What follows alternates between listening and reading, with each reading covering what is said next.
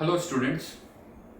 तो last class में हम कंडक्टोमेट्रिक टाइट्रेशन डिस्कस कर रहे थे और उसका एक पार्ट हमने डिस्कस किया था। अगर हम स्ट्रॉन्ग एसिड को स्ट्रॉन्ग बेस के साथ टाइट्रेट कर रहे हैं तो उसका कर्व कैसा होगा वो हमने प्लॉट किया था। Titration of HCl with NaOH और इसका कर्व जो आया था वो इस तरह से था। यहाँ पर कंडक्टेंस, यहाँ पर वॉल्यूम ऑफ NaOH एड और ये जो पॉइंट था उसे हमने कह दिया इक्विवेलेंस पॉइंट। ठीक है, फिर मैंने आपसे कहा था बाकी केसेस में आप सोचोगे कर्व कैसा होगा। तो सेकंड पार्ट पर हमारा weak acid plus strong base. Example मैं ले रहा हूं यहाँ पर एसिटिक एसिड प्लस NaOH। ठीक है,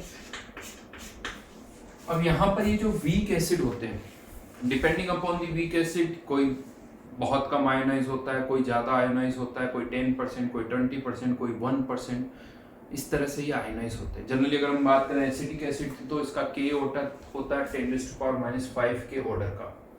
तो अगर आप इसका अल्फा निकालोगे ना तो ये हार्डली कुछ 1%, नॉर्मल सिचुएशन की बात करो कि कंसंट्रेशन नॉर्मल है तो ये कोई 1-2% के आसपास ये आयोनाइज होता है, यानी हार्डली 1%। देखिए चार्ज जो कंडक्ट होगा वो आयंस के कारण होगा। अनआयोनाइज्ड एसिटिक एसिड से कोई चार्ज कंडक्ट नहीं होता है, तो चार्ज कितना कंडक्ट होगा वो इस पर डिपेंड करता है कि इससे कितने आयंस आ रहे हैं। और इससे जो आयंस हमें मिल रहे हैं ये केवल ये मान के चलिए 1% है, और अगर कॉमन आयन इफेक्ट लग गया तो वो और भी कम हो जाता है। अब सोचिए आप थोड़ा डेटा यूज करना होगा अगर हमें इस केस को समझना है तो पहले थोड़ी वैल्यूज को माइंड में लाना होगा। लेट्स से मैं ये कहता हूं कि इसके हमारे पास 10 मिलीमोल्स है, एक सॉल्यूशन में इसके 10 मिलीमोल्स है, इसमें से कुछ आयोनाइज्ड होंगे कुछ अनआयोनाइज्ड होंगे। अगर 10% सोचे तो 1 मिलीमोल, यानी 1% सोचे तो 0.1 मिलीमोल ही केवल इसमें से आयोनाइज्ड होगा।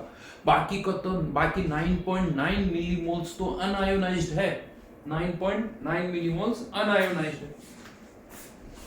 अब आप इसमें NaOH डाल रहे हो, NaOH इस डाल रहे हैं ताकि ये न्यूट्रलाइज हो। न्यूट्रलाइज मतलब पूरा न्यूट्रलाइज करना है, यानी अगर इसके 10 मिलीमोल्स है तो NaOH के भी कितने मिलीमोल्स डालने पड़ेंगे आपको? 10 मिलीमोल्स। अब ठीक है, हम drop by drop NaOH add करेंगे। अब आप सोचो पहली ड्रॉप ऐड करोगे तो उसमें NaOH के ठीक है 1 मिलीमोल हो सकते हैं, उससे थोड़े कम और हो सकते हैं, मान लो 0.5 मिलीमोल, इस तरह से तो डालोगे। तो अब आपने NaOH जो डाला है, मान लीजिए थोड़ा लैंग्वेज आसान करने के लिए मैंने कहा कि 1 मिलीमोल आपने डाला है। अब ये 1 मिलीमोल NaOH हमें पता है रिएक्ट तो करेगा ही, रिएक्ट करेगा डेफिनेटली। लेकिन राइट डाउन देखा जाए तो क्या हमारे पास 1 मिलीमोल आयोनाइज्ड एसिटिक एसिड है क्या? नहीं, आयोनाइज्ड तो केवल 0.1 है, आयोनाइज्ड तो 0.1 है, लेकिन इसके 1 मिलीमोल इसके साथ रिएक्ट करेंगे, इसके 1 मिलीमोल के साथ रिएक्ट करेंगे। हाँ, बेसिकली कह सकते हो पहले प्रीफर किसको करेंगे? जो आयोनाइज्ड H+ आयन, लेकिन वो तो 0.1 है, आयोनाइज्ड तो 0.1 H+ आयन C है, यानी 0.9 मिलीमोल्स जो NaOH आप डाल रहे हो वो तो किसके साथ रिएक्ट करेगा? अनआयोनाइज्ड एसिटिक एसिड के साथ। 0.9 मिलीमोल्स तो अनआयोनाइज्ड एसिटिक एसिड के साथ रिएक्ट करेगा, और इससे बनेगा क्या? CH3COONA, और ये हमेशा आयंस की फॉर्म में रहेगा। यानी देखा जाए तो हुआ क्या, चेंज क्या हुआ कि 0.9 मिलीमोल्स अनआयोनाइज्ड एसिटिक एसिड को हमने किसमें कन्वर्ट कर दिया? सॉल्ट में, CH3COONA। जो अनआयोनाइज्ड था उसको आयंस में कन्वर्ट कर दिया, डेफिनेटली इसके कारण कंडक्टेंस बढ़ेगी। और आप में से किसी को लग रहा है सर वो H+ भी तो कम हो गए थे, तो H+ कह सकते हो कम हो गए थे, लेकिन ये वापस आयोनाइज होगा तो H+ तो वापस प्रोड्यूस हो जाएंगे, जो आयोनाइज थे वो वापस से प्रोड्यूस हो जाएंगे। तो दो थॉट है, आपको कौन सा यूज करना है डिसाइड करना होगा। या तो ये सोच लो कि H+ जितने पहले थे ऑलमोस्ट उतने ही वापस आ जाएंगे क्योंकि ये आयोनाइज्ड हो जाएगा, वापस डिसोसिएट हो। या दूसरा ये भी कह सकते हो कि वो जो H+ आयंस है ना ये थे ही बहुत कम, कितने थे?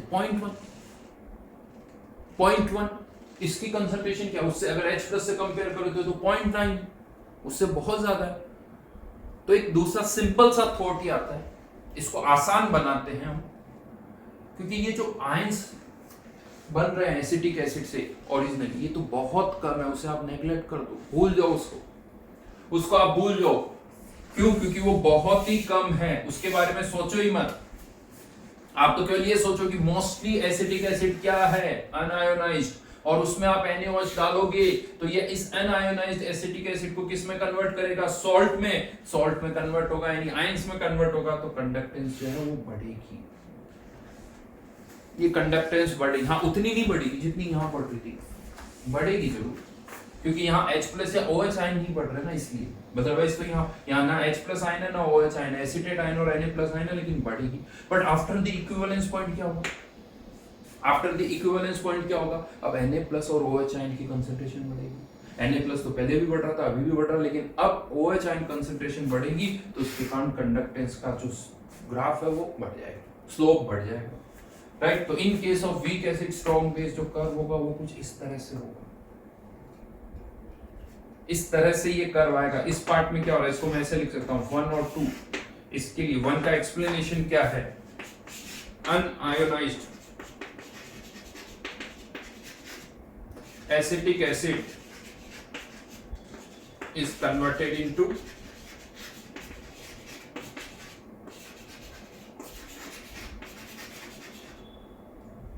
second part Na+ and OH ion concentration increases.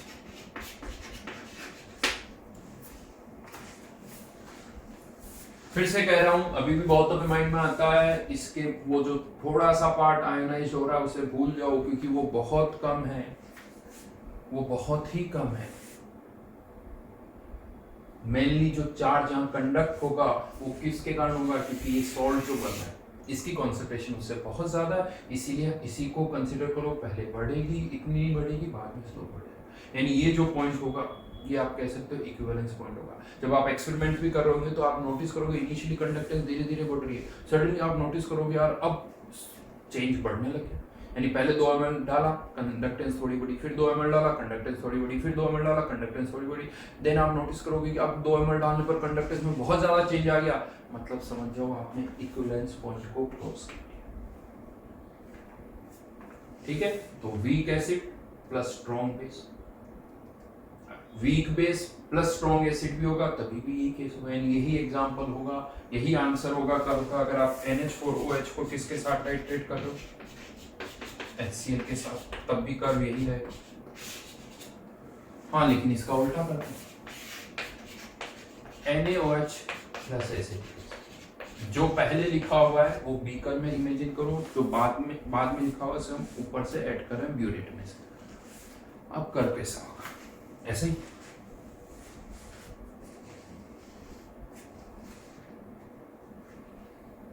Already solution में Na+ और OH आयन है। अब आप उसमें एसिटिक एसिड डालोगे तो ये सॉल्ट ये किस में कन्वर्ट होगा? CH3CONA। Na+ तो पहले भी थे, अभी भी है। चेंज हम क्या कर रहे हैं बेसिकली? OH आयन को किससे रिप्लेस कर रहे हो? एसिटेट आयन से। OH आयन की कंसंट्रेशन कम हो रही है, इसीलिए कर्व जो है वो कंडक्टेंस भी कम होगी, अच्छी खासी कम होगी। But after the equivalence point curve कैसा होगा? सोचो, after the equivalence point curve कैसा होगा?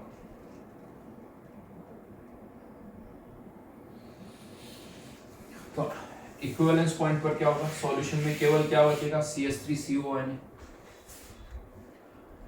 ठीक है, अब आपने और एसिटिक एसिड डाला, एसिटिक एसिड वैसे ही वीक एसिड, बहुत कम आयनाइज होता है, प्लस यहां पर इस CH3CONA का क्या लगेगा? कॉमन आयन इफेक्ट, तो और भी कम आयोनाइज होगा। इसके रेस्पेक्ट में इस एसिटेट आयन और डालने से कंडक्टेंस बहुत कम होगी, उसका कोई चेंज इफेक्ट नहीं आएगा, यानी ये कर्व ऑलमोस्ट हॉरिजॉन्टल है। थोड़ा सा चाहो तो 1-2 डिग्री ऊपर बढ़ा सकते हो, वो भी दिखने में नहीं दिखेगा। तो yes, horizontal line after the equivalence point. कोई चेंज नहीं होगा। क्यों? क्योंकि वो जो एसिटिक एसिड आप डाल रहे हो उस पर कॉमन आयन इफेक्ट लग रहा है, वो आयनाइज ही नहीं होगा, वैसे ही कम होता है, और ड्यू टू दिस CH3CON बिल्कुल भी आयनाइज नहीं होगा, इसीलिए कंडक्टेंस में कोई चेंज नहीं आएगा।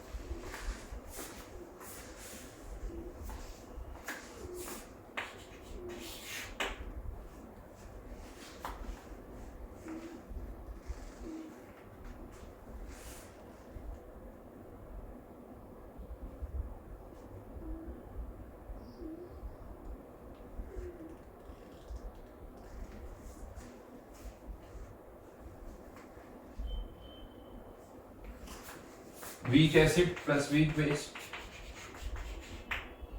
Example acetic acid plus NH4OH। फिर से वही लॉजिक, अनआयोनाइज्ड एसिटिक एसिड के कारण कोई कंडक्टेंस नहीं होगी, लेकिन जब आप उसमें NH4OH डालोगे तो ये NH4OH और एसिटिक एसिड रिएक्ट करेंगे और क्या बनाएंगे? सॉल्ट, और इसके कारण कंडक्टेंस होगी तो कंडक्टेंस बढ़ेगी। तो यहां पर कह सकता हूं कि कंडक्ट, कर मैं इधर बना देता हूं,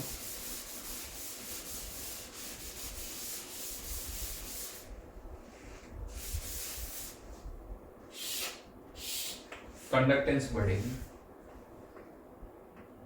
लेकिन वही वाली बात है, एसीटेट आयन और NH4+ है तो बहुत ज्यादा चेंज नहीं होगा। हाँ, यहाँ पर एक छोटा सा पॉइंट और आता है, दो यहाँ पर अगर एसिटिक एसिड और NH4OH यूज कर रहे हो तो ये तो फिर भी 100% रिएक्ट कर जाएंगे। वीक है लेकिन फिर भी 100% रिएक्ट करेंगे क्योंकि इतने वीक नहीं है। बट अगर आपने और भी वीक एसिड लिए तो हो सकता है कि वो 100% रिएक्ट ना करे। इसके 1 मोल में इसके 0.1 मोल डाले, बट हो सकता है इसके 0.1 मोल पूरे रिएक्ट ना करे। तो इसीलिए यहाँ पर कंडक्टेंस बढ़ेगी जरूर, बट कितनी बढ़ेगी? बढ़ेगी जरूर, बट वो स्लोप कितना होगा वो इस पर डिपेंड करेगा कि ये दोनों वीक एसिड कितने वीक है, राइट? तो ये स्लोप उस पर डिपेंड करेगा। और उसके बाद क्या होगा? After the equivalence point NH4OH और डालोगे, उस पर NH इस सॉल्ट का कॉमन आयन इफेक्ट लगेगा, तो उसके बाद कंडक्टेंस में कोई चेंज नहीं होगा, यानी का कुछ इस तरह से आएगा। अब यहाँ प्रॉब्लम क्या हो, हमारे पास ऐसा कर्व तो नहीं है, हमारे पास तो क्या होता है, इस तरह के पॉइंट्स आते हैं, जैसे 1 2 3 इस तरह के पॉइंट्स आते हैं। अब यहाँ पर क्या होता है, देखिए ऐसा नहीं कि पॉइंट्स एग्जैक्टली स्ट्रेट लाइन में होते होंगे, क्या दिख जाएगा ये स्ट्रेट लाइन में, ऐसा एग्जैक्टली नहीं होता, थोड़ी बहुत एक्सपेरिमेंटल एरर होती है। तो अब यहाँ क्या होगा, ये जो कॉर्नर है ना वो बहुत शार्प नहीं होगा। जब आप यहाँ पर देखोगे कि यार इन पॉइंट्स को कनेक्ट करना है तो आप कंफ्यूज हो जाओगे कि यार इन तीनों पॉइंट्स को मिला के एक लाइन मिलाए या इन 1 2 3 4 इनको कनेक्ट, क्योंकि यहाँ पर ऐसा लगेगा ये चारों भी एक स्ट्रेट लाइन में और ऐसा लग रहा है कि ये तीनों भी एक स्ट्रेट लाइन में। क्यों? क्योंकि इसके में ज्यादा स्लोप में चेंज नहीं आ रहा है। लेकिन अब आप सोचो, अगर आपने इन तीनों को कनेक्ट करके एक स्ट्रेट लाइन बनाते हो और इन तीनों को कनेक्ट करके एक स्ट्रेट लाइन बनाते हो और दूसरा ऑप्शन इन चारों को कनेक्ट करके एक स्ट्रेट लाइन बनाते हो, तो इक्विवेलेंस पॉइंट में अच्छा खासा चेंज आ जाएगा। यानी यहां पर भी आप कह सकते हो कि अगर वीक एसिड वीक बेस है तो इक्विवेलेंस पॉइंट को आइडेंटिफाई करना मुश्किल होगा, आइडेंटिफाई करना मुश्किल होगा। इसलिए यहां पर भी हम यही कहते हैं कि वीक एसिड और वीक बेस की टाइट्रेशन को अवॉइड करना चाहिए। अगर वीक एसिड है तो स्ट्रॉन्ग बेस के साथ टाइट्रेट करो, वीक बेस है तो स्ट्रॉन्ग एसिड के साथ टाइट्रेट करो। क्यों? क्योंकि यहाँ पर कॉर्नर शार्प नहीं आता है। देखो जितना शार्प कॉर्नर होगा एक्यूरेसी उतनी ज्यादा होगी, जितना ऑब्ट्यूज एंगल जिसे आप बोलते हो जितना ये ब्रॉड होगा एक्यूरेसी उतनी ही कम होगी। ठीक है, तो बढ़ेगी जरूर, फिर कांस्टेंट होगी, बट वो स्लोप कितना होगा ये डिपेंड करेगा एसिड और बेस के पेयर पर। ठीक है, तो ये था फोर्थ केस। लेकिन इस कंडक्टोमेट्रिक टाइट्रेशन की अच्छी बात क्या है, केवल एसिड बेस टाइट्रेशन में ही इसको यूज किया जाता है ऐसा नहीं है, इसको आप और टाइट्रेशंस में भी यूज कर सकते हो, जैसे प्रेसिपिटेशन टाइट्रेशन। प्रेसिपिटेशन टाइट्रेशन एक और एग्जांपल मैं दे रहा हूं यहाँ पर, HeNO3 प्लस NaC। HeNO3 की हमें कॉन्सेंट्रेशन फाइंड आउट करनी है और इसमें हम क्या मिक्स कर रहे हैं, NaCl मिक्स कर रहे हैं। ठीक है, कर्व कैसा होगा, तो यहाँ पर कर्व प्लॉट करने से पहले एक फैक्ट मैं बता दूं जो आपको माइंड में रखना है। मैं आपको पहले भी बता चुका हूँ, ये जो H प्लस और OH आयंस होते हैं इनकी कंडक्टेंस बाकी सभी आयंस से बहुत ज़्यादा होती है। बाकी सभी आयंस की कंडक्टेंस 60, 50, 70 इसी रेंज में बहुत आसपास होती है, जबकि H प्लस की 350 के आसपास होती है, बहुत ज़्यादा। तो यहाँ पर एक फैक्ट यूज करना होगा आपको, ये जितने भी आयंस है ना Ag plus, nitrate, Na plus और Cl आयन लिख सकते हो, इन सब की कंडक्टेंस, मोलर कंडक्टेंस कंपेरेबल होती है। तो लिख लीजिए point, molar conductance of all the ions except H plus and OH ion, except H plus and OH ion are comparable.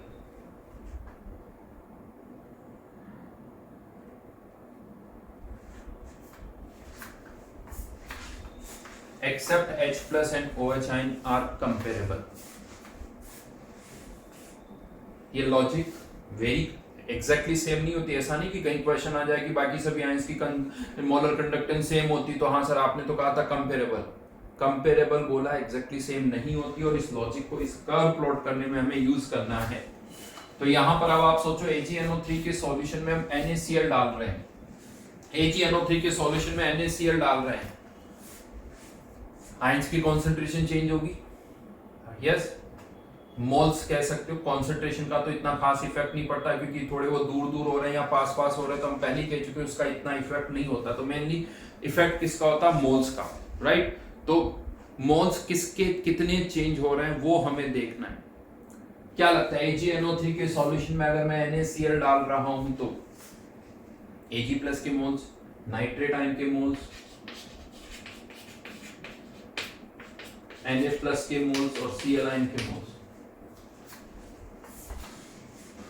याद करो ये वही वाला केस हो गया कि आप HCl में NaOH डाल रहे हो, यस, जैसे ही हम Cl आयन डालेंगे ये Cl ion Ag plus ion के साथ रिएक्ट कर जाएंगे तो Ag प्लस आयन की कंसंट्रेशन कम होगी, लेकिन क्या नाइट्रेट आयन की कंसंट्रेशन भी कम होगी, वो किसी के साथ रिएक्ट नहीं करें। नाइट्रेट आयन की कंसंट्रेशन मोल्स कह दो, कंसंट्रेशन तो फिर भी थोड़ी बहुत वेरी कर सकती है, बट मोल्स में तो कोई चेंज नहीं होगा, मोल्स लिख देता हूं यहाँ।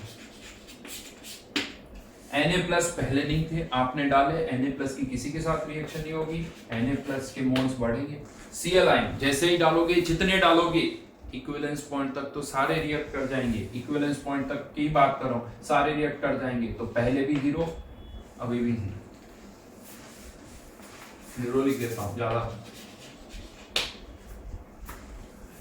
जैसे वहां पर केस था HCl वाले केस में भी था, H प्लस कम हो रहे थे, उसकी जगह Na प्लस आयन आ रहे थे, यहाँ पर भी हो रहा है Ag प्लस को आप किससे रिप्लेस कर रहे हो, Na प्लस से रिप्लेस कर रहे हो, और हम कह रहे हैं कि इन सभी की मोलर कंडक्टेंस सेम है, तो Ag प्लस और Na प्लस की मोलर कंडक्टेंस भी सेम होगी, तो कंडक्टेंस में कोई चेंज नहीं होगा। यानी यहाँ पर अगर आप AgNO3 के सॉल्यूशन में NaCl डाल रहे हो तो कंडक्टेंस में कोई चेंज नहीं होगा, वॉल्यूम ऑफ NaCl। हाँ, but after the equivalence point क्या होगा, अब अगर आप NaCl डालोगे तो वो किसी के साथ रिएक्ट नहीं करेगा, तो Na प्लस की कंसंट्रेशन भी बढ़ेगी, Cl आयन की भी बढ़ेगी, तो ये फिर इस तरह से ये पॉइंट क्या हो जाएगा, equivalence point. I think JEE advance 2008 में 2008 या 7 में ये पहला क्वेश्चन आया था इस कंडक्टोमेट्रिक टाइट्रेशन। उसके बाद और बहुत बार क्वेश्चन आ चुके हैं, पूरा मेसली कॉलम आ चुका है, बट ये फर्स्ट टाइम, और मैं पहले भी बता चुका हूँ ये सिलेबस में नहीं है, जेईई के सिलेबस में नहीं है, लेकिन तब भी हमने ये क्वेश्चन किया था।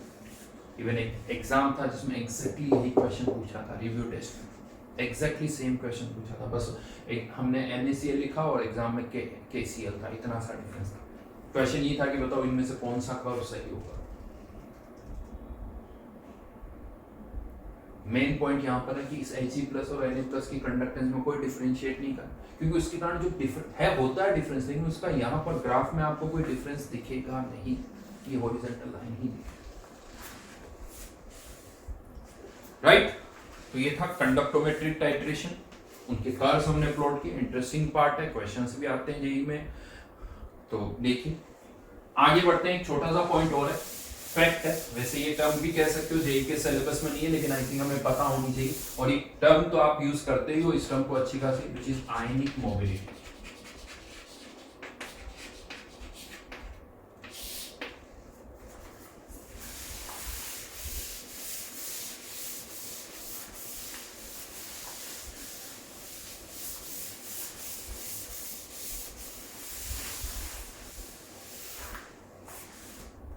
आयनिक मोबिलिटी नॉर्मली हम यूज करते हैं इसको कि आयंस की स्पीड से रिलेट करते हैं इसको।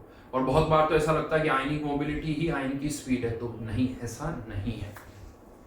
क्यों? तो वो मैं आपको बताता हूँ। एक आयन की स्पीड जो है, ये एक सॉल्यूशन है, लेट्स से इस पर नेगेटिव चार्ज है, इस पर पॉजिटिव चार्ज है। यहाँ पर अगर कोई आयन है, कोई भी आयन है, तो उसकी स्पीड जो है वो यहाँ पर कितना पोटेंशियल डिफरेंस आपने लगा रखा है उस पर भी डिपेंड करता है। इनके बीच की लेंथ कितनी है उस पर भी डिपेंड करता है। तो स्पीड ऑफ आयन, जो जिस स्पीड से आयन मूव करेगा, वो potential difference applied upon length between electrodes पर डिपेंड करता है। स्पीड इस पर डिपेंड करती है। इनफैक्ट इसे बोला भी जाता है, इस पूरे रेशियो को, पोटेंशियल ग्रेडियंट।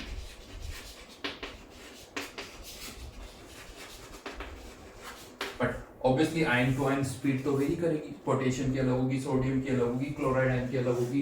तो यहाँ पर एक प्रोपोर्शनलिटी कांस्टेंट इंट्रोड्यूस किया जाता है, और ये जो प्रोपोर्शनलिटी कांस्टेंट होता है दैट इज आयनिक मोबिलिटी। हाँ, ये आप कह सकते हो कि जब पोटेंशियल ग्रेडियंट 1 होगा तो आयनिक मोबिलिटी किसके बराबर होगी? स्पीड के बराबर होगी। लेकिन आयनिक मोबिलिटी स्पीड नहीं है। एक पर्टिकुलर सिचुएशन पर उसकी न्यूमेरिकल वैल्यू स्पीड के बराबर हो सकती है। हाँ, ये जरूर आप कह सकते हो आयनिक मोबिलिटी ज्यादा होगी तो स्पीड भी ज्यादा ही होगी, ये भी हम कह सकते हैं। हाँ, बट क्वेश्चन आता है आयनिक मोबिलिटी कैसे निकाल सकते हैं? तो हम थियोरेटिकली भी आयनिक मोबिलिटी निकाल सकते हैं। इसके लिए एक फॉर्मूला है जो मैं डायरेक्ट लिख रहा हूँ, वो आपको यूज करना है। Equivalent conductance upon Faraday constant. Equivalent conductance upon Faraday constant, इससे आप आयनिक मोबिलिटी फाइंड आउट कर सकते हो। तो आप इसे और अलग तरह से भी लिख सकते हो, molar conductance upon n factor into Faraday. कुछ नहीं, क्या equivalent conductance into n factor क्या होती है? Molar conductance. तो mole equivalent conductance equals to molar conductance upon n factor. हो सकता कभी इस तरह से क्वेश्चंस आ जाए कि वो तो एक आयन 5 मिनट में कितनी डिस्टेंस ट्रेवल करेगा।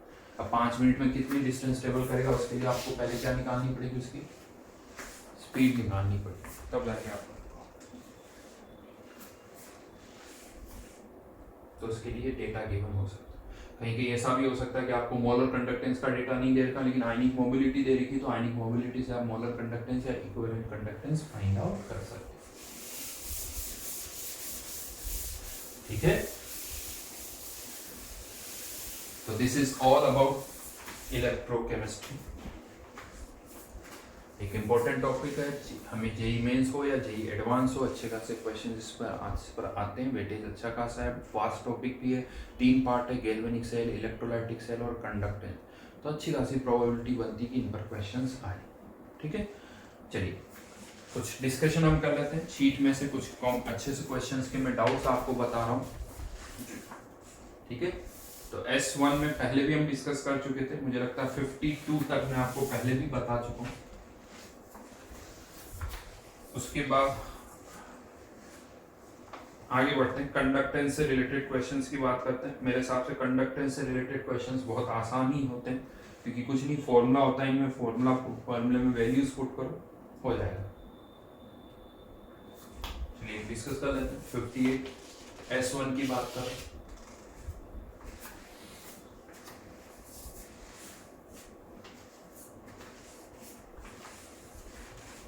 इक्विवेलेंट कंडक्टेंस ऑफ Na2SO4 दे रखी 120 और इनफाइनाइट डायल्यूशन पे भी दे रखा है 150, यानी 4/5 अल्फा आ गया आंसर। क्वेश्चन नंबर 59 में आई थिंक एक करेक्शन है। करेक्शन ये है कि ये जो डेटा दे रखा ना 8.075 वो 8.75 × 10⁻⁷ ये वही वाली बात है कि कंडक्टिविटी ऑफ सॉल्यूशन दे रखी है और एक और कंडक्टिविटी ऑफ वाटर भी दे रखी है 0.75 इंटू 10⁻⁷। तो कंडक्टिविटी ऑफ AgBr कितना आ जाएगा, दोनों का डिफरेंस निकाल लो तो 8 इंटू 10⁻⁷। ये करेक्शन कर लें या यहाँ पर कंडक्टिविटी आ गई AgBr की, और हमें क्या निकालना है, सॉल्युबिलिटी फाइंड आउट करनी है। सॉल्युबिलिटी ऑफ AgBr, तो इनफाइनाइट डाइल्यूशन पर लैम्डा इनफाइनाइट चाहिए, वो कैसे आएगा, तो KBr AgNO3 और KNO3 का डेटा दे रखा है, AgBr चाहिए तो पहले दोनों डेटा ऐड करो, 140 प्लस 130 270, 270 में से माइनस करना है KNO3 का 110 तो 160, lambda infinite 160, conductivity 8 into 10⁻⁷, Simon centimetre inverse का ही डेटा है, तो इंटू 1000 डिवाइडेड बाय s। यहाँ पर बहुतों को कंफ्यूजन होता है, कंसंट्रेशन किसकी लिखोगे, जिसकी यहाँ कंडक्टिविटी लिखी है, ये किसकी है, AgBr की, तो ये कंसंट्रेशन भी AgBr की है, ऐसे आएगा 2s नहीं आएगा। जिसकी कंडक्टिविटी उसी का लैम्डा इनफाइनाइट और उसी की कंसंट्रेशन भी होगी, ठीक है ना।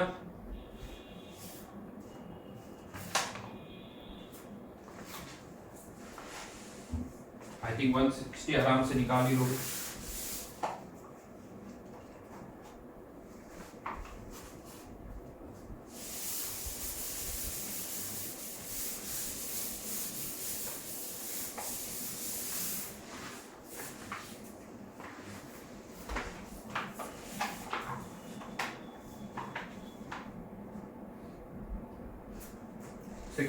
ये अच्छा क्वेश्चन।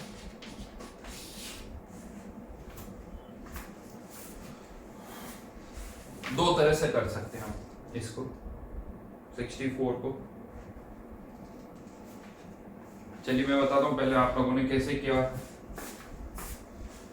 तो एक तरीका तो है कि lambda m infinite of water निकाल दिया, 3.5 इंटू 10⁻² प्लस 2 इंटू 10⁻², ये हो जाएगा 5.5 इंटू 10⁻²। ये मीटर में है, siemens metre square mole, centimetre square में अलग वैल्यू होगी, मीटर स्क्वायर में अलग होगी।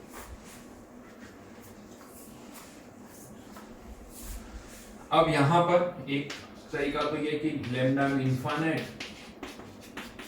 स्पेसिफिक कंडक्टेंस दे रखी है, लैम्डा इनफाइनाइट पुट कर दिया मैंने,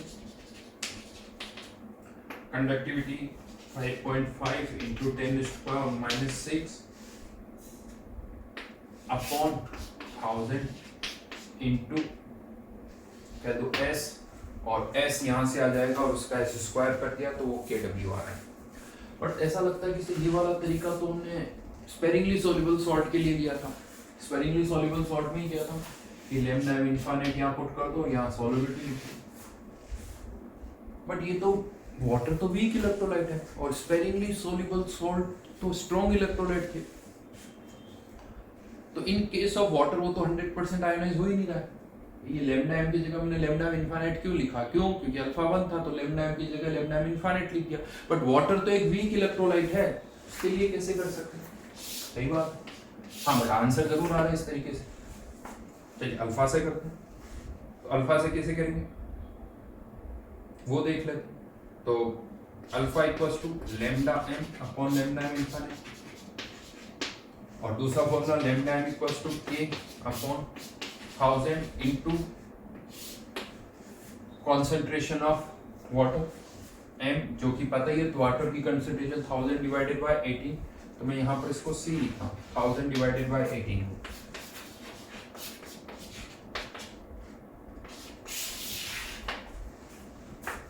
ये दो फॉर्मूले,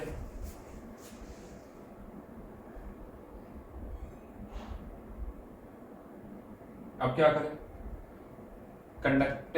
कंडक्टिविटी दे रखी है 1000 डिवाइड बाय 18 पता है, यहाँ से लैम्डा m आएगा, लैम्डा m यहाँ पुट करेंगे, लैम्डा m इनफाइनाइट दे रखा है, उससे अल्फा आएगा, अल्फा से आप फिर आगे अल्फा पता चल गया तो H प्लस और OH आयन की कॉन्सेंट्रेशन भी पता चल जाएगी।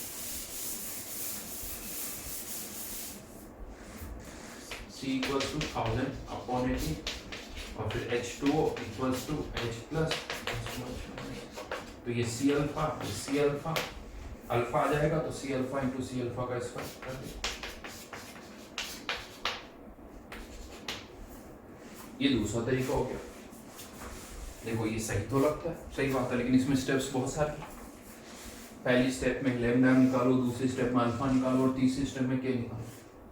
यहाँ पर देखा जाए तो फास्ट हो रहा है, डायरेक्ट एस आ गया और 2 स्टेप हो रही है, यहाँ 3 स्टेप हो रही है डिफरेंट। लेकिन ये थोड़ा कंफ्यूज करता है, ये कैसे कर रहे हैं।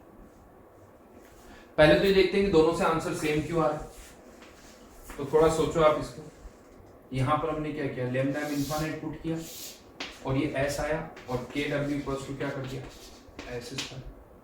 यहाँ पर भी देखो तो वही चीज हो रही है। इस लैम्डा एम की जगह मैं क्या लिख सकता हूँ, अल्फा इंटू लैम्डा इनफाइनाइट। और अब इस अल्फा को इधर लेके आ जाओ,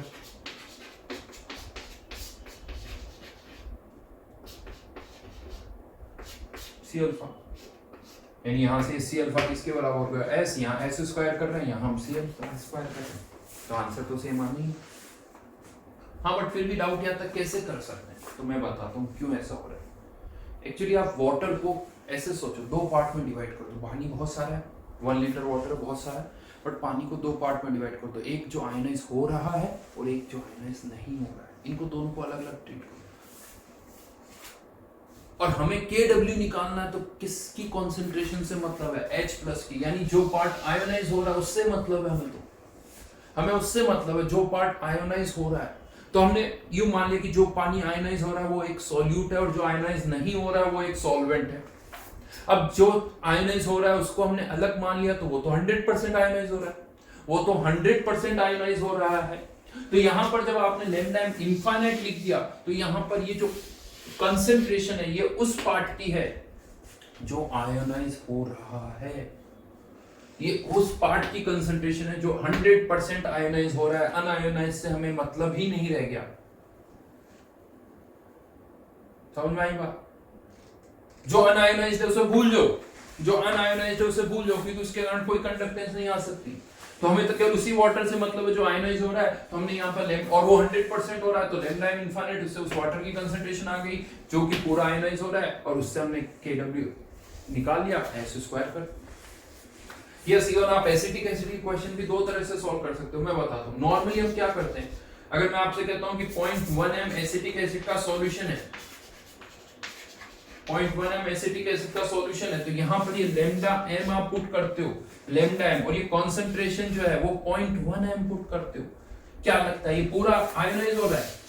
ये पूरा आयोनाइज नहीं हो रहा है, जो क्योंकि हमने निकाला कैसे इस कॉन्सेप्ट, हमने ये C आया कहां से, कंसंट्रेशन कहां से आई, यहां पर वो मोल्स से आई, m इंटू वी से आई, कि हमने कितने मोल्स डाले हैं, सेल में कितने मोल्स है उससे मतलब है, आयोनाइज कितने हो रहे हैं उससे मतलब ही नहीं है। आयोनाइज किससे, हमारे फॉर्मूले में जो मोल्स है वो हमने कितने डाले हैं वो है। तो यहां पर आपने लैम्डा पुट कर दिया, यहां पर जो मोल्स है उसके अकॉर्डिंग कंसंट्रेशन आ गई। बट अब यहां पर भी आप कह सकते हो 2 तरीके। ये सोचो कि हमें यहां पर भी उस एसिटिक एसिड से तो कोई मतलब ही नहीं जो आयोनाइज नहीं हो रहा है, भूल जाओ सब।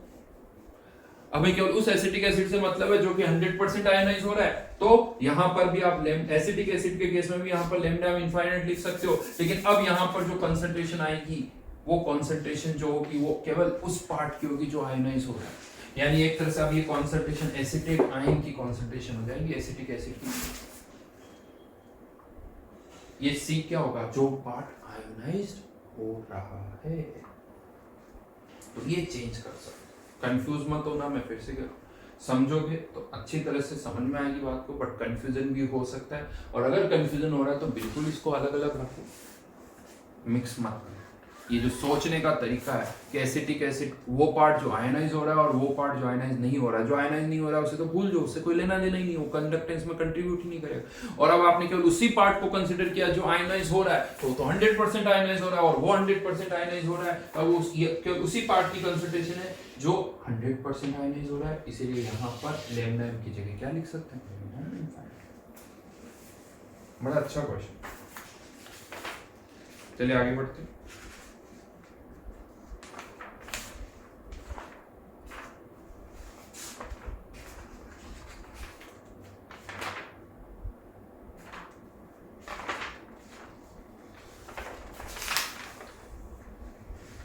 वो आई थिंक ओवन में बड़े सिंपल सिंपल से ही क्वेश्चन है।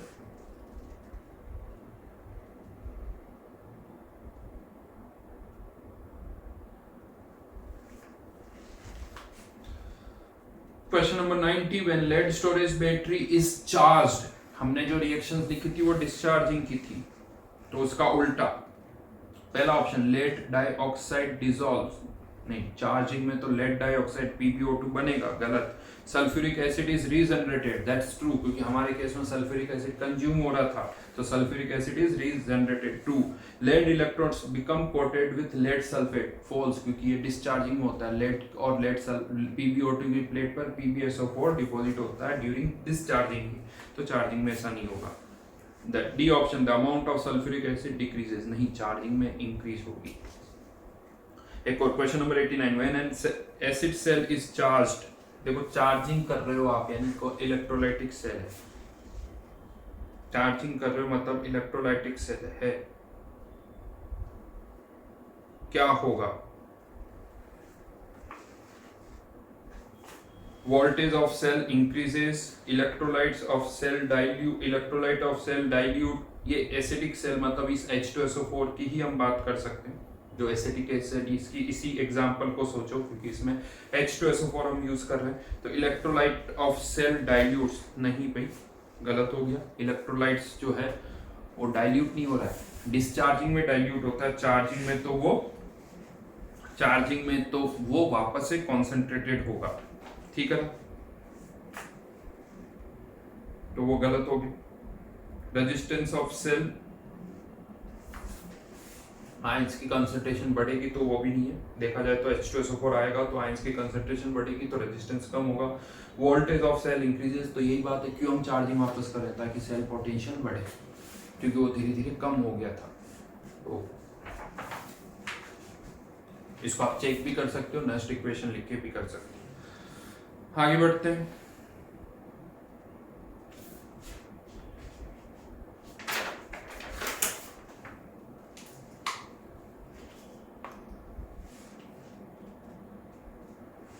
क्वेश्चन नंबर 102, एक बार इसका आंसर मैं चेक कर लेता हूं।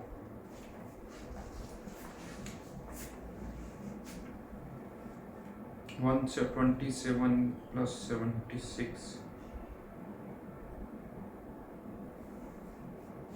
कैलकाटा, 102 का आंसर कैलकाटा, ठीक है।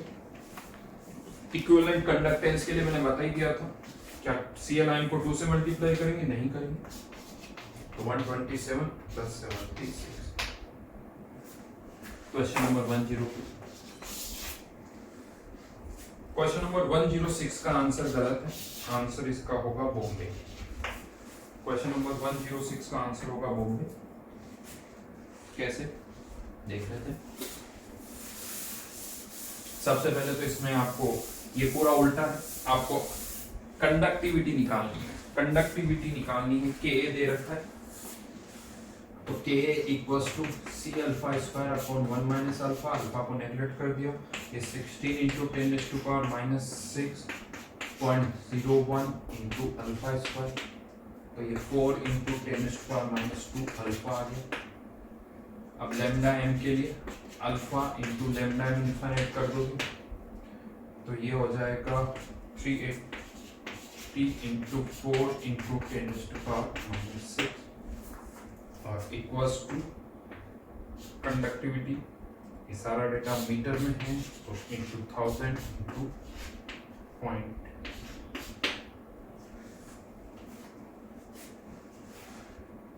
आंसर बॉम्बे, ठीक है।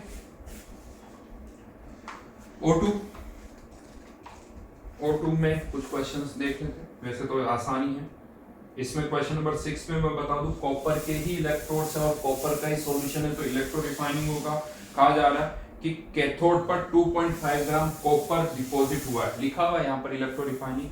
तो एनोड पर क्या होगा, तो अगर कैथोड पर 2.5 ग्राम डिपॉजिट हुआ है तो एनोड पर जो लॉस होगा वो 2.5 से ज्यादा होगा, क्योंकि कुछ एनोड मर्ड भी होता है, आप सबको पता है। तो एनोड पर जो लॉस होगा 2.5 ग्राम कॉपर तो ऑक्सीडाइज होगा, लेकिन जो एनोड के मास में जो लॉस होगा वो 2.5 ग्राम से ज्यादा होगा। तो आंसर इज आगरा. Decrease of more than 2.5 gram of mass takes place because of anode mud.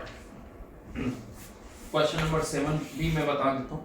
Question number 7 में कंडक्टिविटी दे रखी है Ag3PO4 की, इक्विवेलेंट कंडक्टेंस भी दे रखी है, केस भी निकालना. ये इक्विवेलेंट कंडक्टेंस जो है ये इनफाइनाइट डाइल्यूशन की है. और यहाँ पर एक और चीज भी है, जो ये स्ट्रॉन्ग इलेक्ट्रोलाइट जितने भी होते हैं ना, इनके लिए कॉन्सेंट्रेशन के साथ कोई मोलर कंडक्टेंस ज्यादा वेरी नहीं करती. मैंने आपको पहले ही बताया था, कर ऑलमोस्ट ऐसा आता है. तो यहाँ पर लैम्डा. अच्छा, अब यहाँ प्रॉब्लम क्या है, सबको इक्विवेलेंट की टर्म में दे रखा और केएस पे निकालना है. ज्यादातर अभी तक जो हमने क्वेश्चंस किए थे वो मोलर की टर्म्स में था. तो ज्यादा अच्छा है कि यहाँ पर आप पहले इक्विवेलेंट कंडक्टेंस से सब कुछ मोलर में कन्वर्ट कर लो. ठीक है, मोलर कंडक्टेंस में तो equivalent conductance into n factor equals to molar conductance. तो इक्विवेलेंट कंडक्टेंस 1.5 माइनस 4 Ag3PO4 का n फैक्टर 3, ये लैम्डा m इनफाइनाइट. तो 4.5 into 10⁻⁴ equals to 9 into 10⁻⁶ metre में 1000 इंटू, फिर से यहाँ पर कह सकता हूँ ऐसी आएगा क्योंकि ये जिसकी कंडक्टिविटी है, ये Ag3PO4 की कंडक्टिविटी है, तो ये कॉन्सेंट्रेशन भी Ag3PO4 की ही होगी, Ag3PO4 की. तो यहाँ ऐसे ही आएगा. क्वेश्चन नंबर 9, इसमें एक कॉमन मिस्टेक होती है, जो डेल्टा H दे रखा है, क्या आपको लगता है इसी रिएक्शन का दे रखा है? ये इस रिएक्शन का डेल्टा H नहीं दे रखा है क्योंकि इसमें 2 मोल H2O बन रहे हैं. तो delta H for this reaction के लिए 2 टाइम्स करना होगा, तो 2 इंटू -285.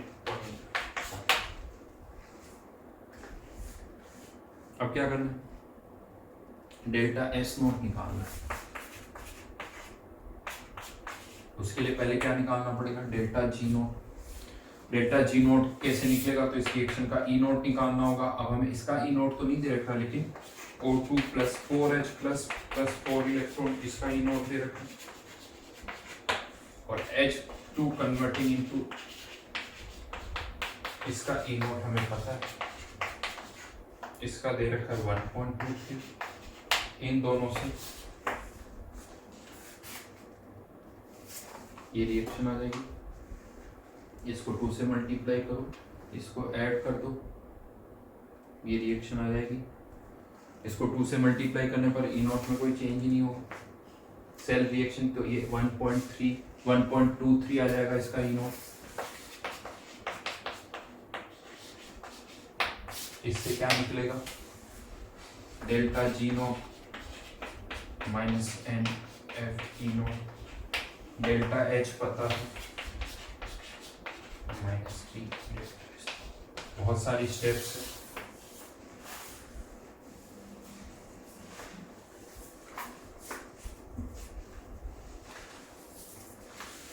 क्वेश्चन नंबर 10, जल्दबाजी में मिस्टेक हो जाती है. सिली मिस्टेक कह सकते हैं. ऐसा लगता है कि एनोड और कैथोड दोनों पर कंसंट्रेशन 10 टाइम्स कर दी तो रेशियो आता है. ऐसा लगता है एनोड पर कंसंट्रेशन अपॉन कैथोड पर कंसंट्रेशन, तो दोनों कैंसिल आउट हो जाएंगे, सेल पोटेंशियल में कोई चेंज नहीं होगा. नहीं, यहाँ पर एक तरफ H प्लस आयन इन्वॉल्व है तो दूसरी तरफ Cl आयन इन्वॉल्व है.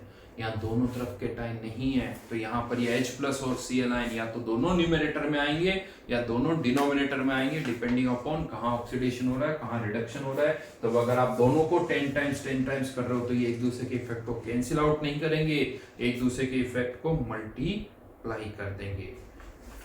चेक करना, इक्वेशन लिखना, एक के रिडक्शन की, एक के ऑक्सीडेशन की. H2 converting into twice H plus oxidation हो रहा है, और Cl2 converting into twice Cl minus, ये रिडक्शन हो रहा है. ये दोनों यहाँ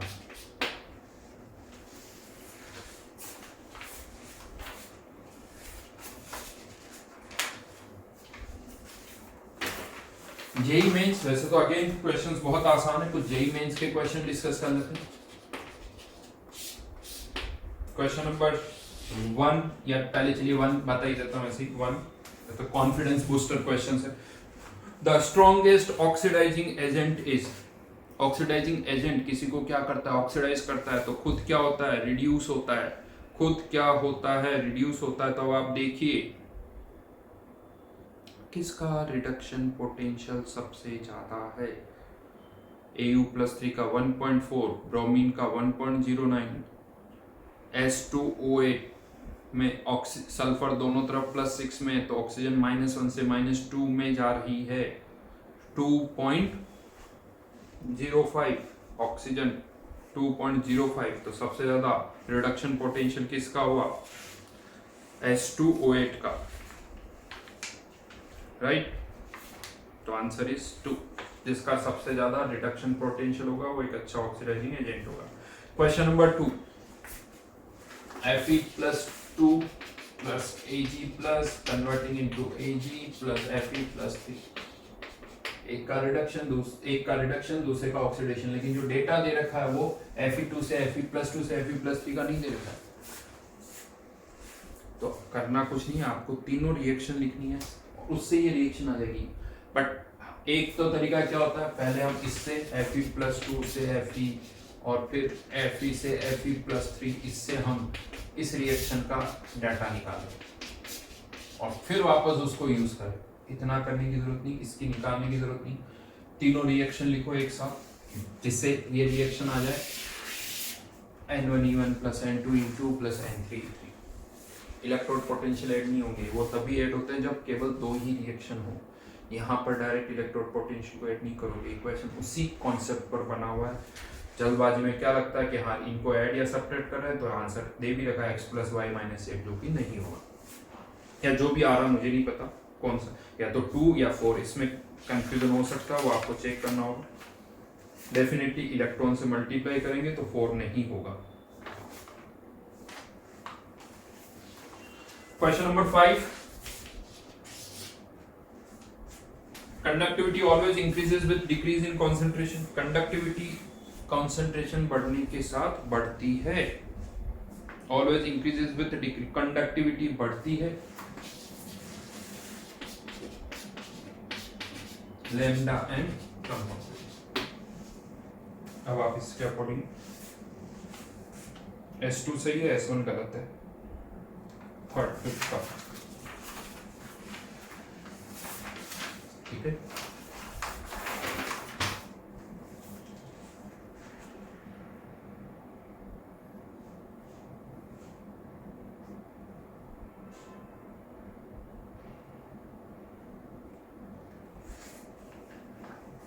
क्वेश्चन नंबर 10 में स्टैंडर्ड इलेक्ट्रोड पोटेंशियल दे रखा है 2, उसे डेल्टा जी आ जाएगा और डेल्टा जी से इक्विलिब्रियम कांस्टेंट निकाल सकते हो, या डायरेक्टली स्टैंडर्ड इलेक्ट्रोड पोटेंशियल से हम के निकाल सकते हैं। बहुत बेसिक से अच्छे सिंपल से क्वेश्चन।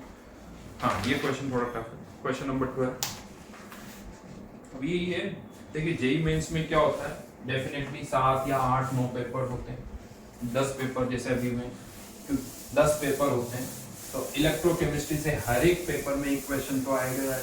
अब हर एक पेपर में इलेक्ट्रो का एक क्वेश्चन होगा, तो एक गैल्वेनिक सेल का भी होगा, एक इलेक्ट्रोलाइटिक सेल का भी होगा, इनसे क्वेश्चंस होंगे ही होंगे। इनमें से ज्यादातर देखो, अगर 10 क्वेश्चन इलेक्ट्रोलाइटिक, जैसे इस बार 12 क्वेश्चंस आए हैं टोटल 10 पेपर में से, अगर हम बात करें इलेक्ट्रोकेमिस्ट्री, तो इसमें से होता क्या, देखो 8-9 क्वेश्चंस तो बहुत आसान होते हैं, ठीक ठाक, बट 2-3 क्वेश्चंस का लेवल, अब वो किसके पेपर में आएंगे वो हमें नहीं पता, बट उनका लेवल बड़ा अच्छा होता है। जैसे ये क्वेश्चन नंबर 12 पीटी कर चुके हैं फिर हम ऐसे बहुत सारे, H2 देन HCl AgCl, बहुत है ये स्पेरिंग, एक तरफ हाइड्रोजन इलेक्ट्रोड है और दूसरी तरफ स्पेरिंगली सोल्यूबल वाला केस हो गया। और यहाँ पर HCl की मोलरिटी जो है, मोलरिटी वो कितनी यूज की, 10⁻⁻⁶ है, ये H+ और इस तरफ Cl आए। इसका हमें E दे रखा है 0.92।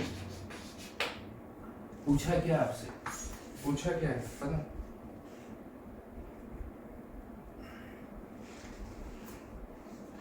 देखा जाए तो हमें सिल्वर का रिडक्शन पोटेंशियल पूछा है, AgCl, ये थोड़ा अलग तरह से लिखा हुआ है, मतलब एक तरह से Ag+ से Ag जा रहा, रिडक्शन हो रहा है, यानी Cl AgCl।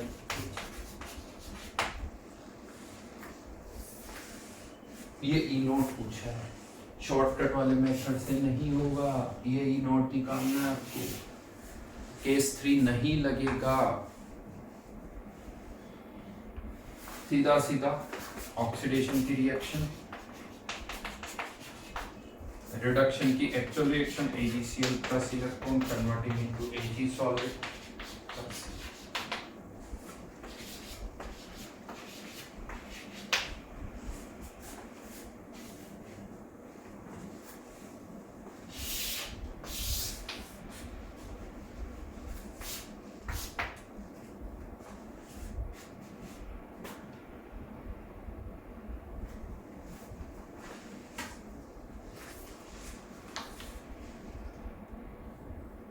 अब नेक्स्ट इक्वेशन लगाओ, ई सेल दे रखा है, H प्लस की कंसंट्रेशन पता है, Cl आयन की कंसंट्रेशन पता है, आपको ये ई नोट पता चल समझ में आ रहा है, लिख देता हूँ चिन्ह, ई सेल 0.92, इसका 0, इसका ई नोट यही हमें निकालना है, Ag सॉरी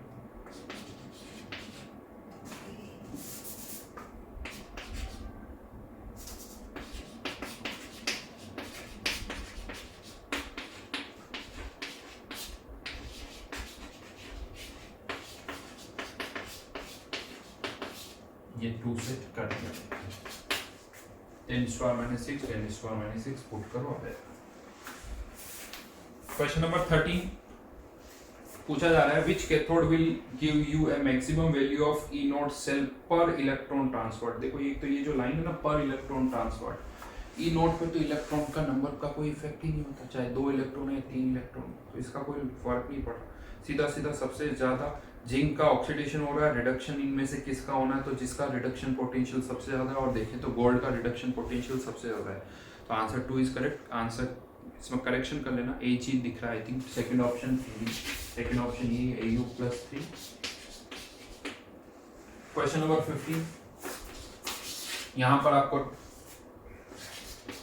टेम्परेचर ग्रेडियंट का वैल्यू दे रखा है dV/dt, इससे आप डेल्टा एस निकाल सकते हो, डेल्टा एस निकाल सकते हो, इलेक्ट्रोड पोटेंशियल दे रखा है उससे डेल्टा जी आ जाएगा, डेल्टा एस और डेल्टा जी आ गया तो आप डेल्टा एच भी निकाल सकते हो, तो अच्छी खासी कैलकुलेशन एक ही है, फिर डेल्टा जी निकालो और फिर उसके बाद delta G equals to delta H minus T delta S, तो ये टाइम टेकिंग क्वेश्चन हो गया, आप ये कह सकते हो, कैलकुलेशन इंपॉर्टेंट होगा कितना फास्ट आप करते हो।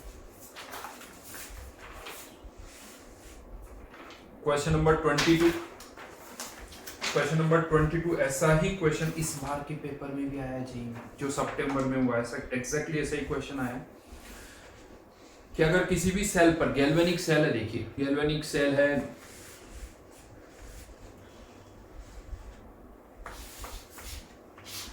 ये इस तरह से आपने 2 सेल्स को कनेक्ट कर दी,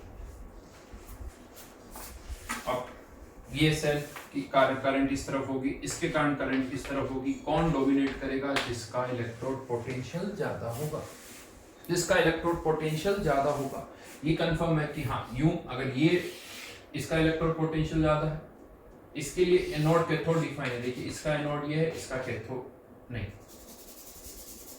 एनोड नेगेटिव, इसका एनोड ये है, इसका कैथोड ये है, सिमिलरली यहाँ पर भी आप लिख सकते हो एनोड और कैथोड। नॉन अगर गैल्वेनिक सेल की तरह बिहेव करेगा, गैल्वेनिक सेल अगर गैल्वेनिक सेल की तरह बिहेव करेगा तो इलेक्ट्रॉन उस गैल्वेनिक सेल के एनोड से गैल्वेनिक सेल के कैथोड तक जाएंगे, बट अगर गैल्वेनिक सेल इलेक्ट्रोलाइटिक सेल की तरह बिहेव करेगा तो इलेक्ट्रॉन उसके कैथोड से एनोड की तरफ आएंगे।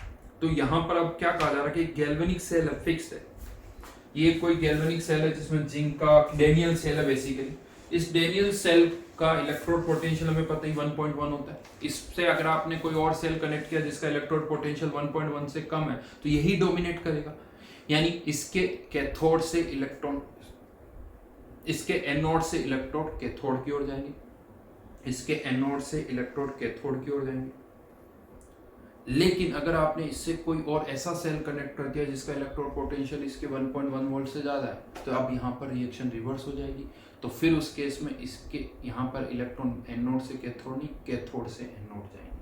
तो answer 2 is correct. Normal situation में इलेक्ट्रॉन एनोड से कैथोड जाते हैं, तो ऑप्शन 2 में यही लिखा हुआ है।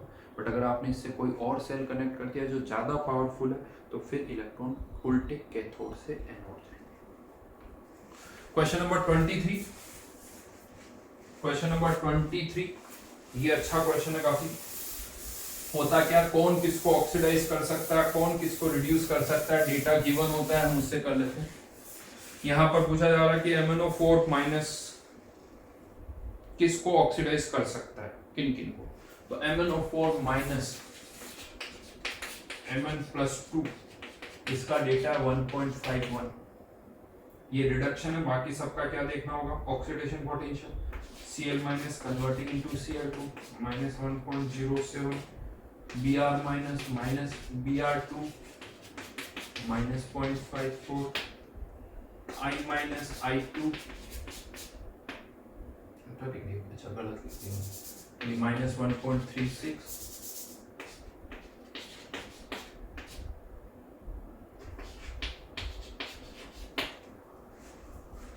लेकिन यहां पर एक और चीज दे रखी है, एट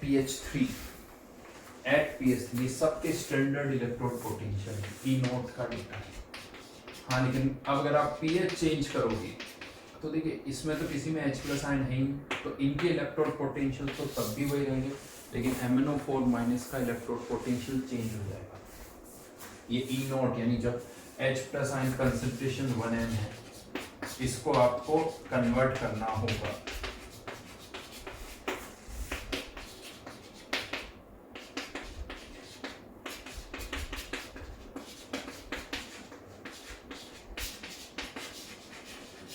वन अपॉन H+ की पावर 8, pH दे रखी 10⁻³ -3, 10⁻³ की पावर 8, ऊपर जाएगा 10⁻+24 +24, तो ये 24 यहाँ आ जाएगा। मल्टीप्लाई करना होगा, रफली 25 मान लो तो 5.36, तो ये वैल्यू कम हो जाएगी 1.51 माइनस ये, मैं इसको 25 ले लेता हूँ तो 5.3, तो ये वैल्यू 1.21 के आसपास आ गई, यानी इसको ऑक्सीडाइज नहीं कर पाएगा। यानी आंसर केवल ब्रोमाइड और आयोडाइड आयन ही होगा। क्वेश्चन नंबर 25 में करेक्शन कर लेना, वो जो 2 लिखा हुआ वो 2 नहीं है, कांस्टेंट है ऐसे।